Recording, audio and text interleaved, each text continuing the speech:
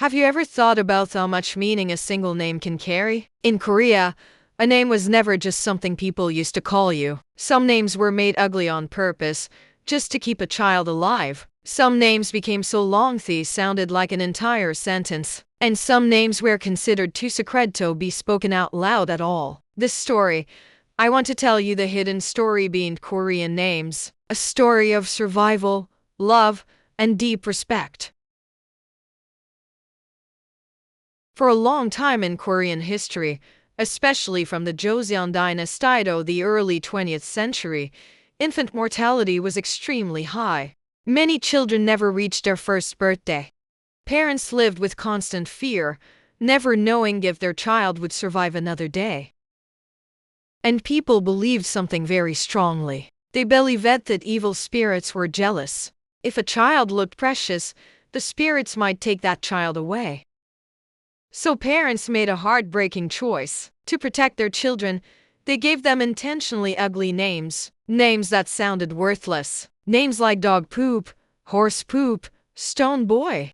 Today, these names may sound shocking, but back then, they were not insults. They were prayers. Parents were saying, "This child is not special. Please, leave them alone." The uglier the name, the stronger the hope that the child would live a long life. These were not just stories told at home. They were real names, written in official records. Among people who passed the Joseon military exam, there were names like Hyun Kyun Name and Jang Kyun Dong. The word Kyun, meaning and, was used in a very emotional way. These names were often given to sons born late in life. They meant, "Please do not let this be the end.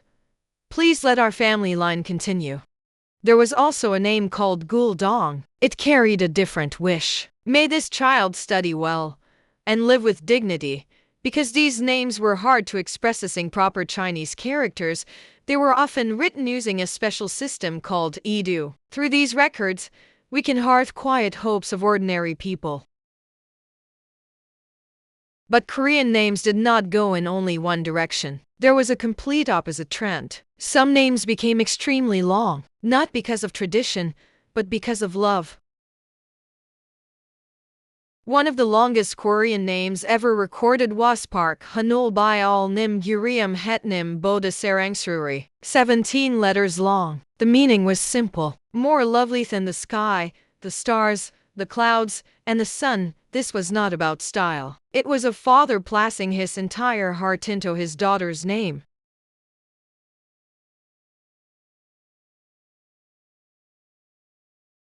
Korean names were not about beauty or elegance. They were about emotions. Live, survive, be loved. A name was a letter from parents to their child. In Joseon society, especially among scholars, calling someone by their real name was considered rude. A name was seen as sacred, a gift from one's parents. This belief was called the idea of honoring names. When a man reached adulthood, he received a new name, called a courtesy name. It meant, "I will no longer call you carelessly." Even the famous Admiral Yi Sun Sin was not called by his real name. Scholars called him by his courtesy name instead. Admiral Yi Sun Sin, for example, was called Yeo Hai, while his real name was reserved for the king and his parents. A real name was treated with great care. Pen names were different. They expressed personal values and identity. Yulguk was named after Yi's mother's hometown. In the royal court, even the king's name was never spoken. Common people were not allowed to use the same characters as the king's name. This practice was called name avoidance. The king's name was considered too powerful and sacred to be used in daily life. That is why a king's name symbolized absolute authority. However, there was also a limitation. As Confucian values grew stronger, many women were not given official names at all. They were called by relationships instead, someone's wife or someone's mother. It was a limitation of an era when the role of the family was more important than that of the individual. To Joseon scholars, a name was not just a word. It was dignity, character, and identity itself. In the past, having a name meant being recognized as a person. Without a name, someone could exist physically, yet remain invisible in society. A name was proof that your life mattered. That is why names were handled with such seriousness. So how did Korean names begin? Were they always written the way they are today? Not at all. In the Three Kingdoms period, most Koreans used pure native Korean names. Names inspired by nature. Names whose meanings were immediately understood.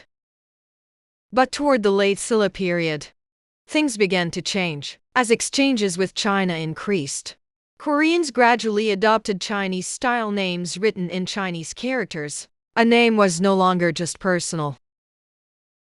It began to represent family, status, and social order. And this is when a very Korean naming tradition was established. The generational name, also known as the shared family character. Families used the same character across brothers, cousins, and even entire generations.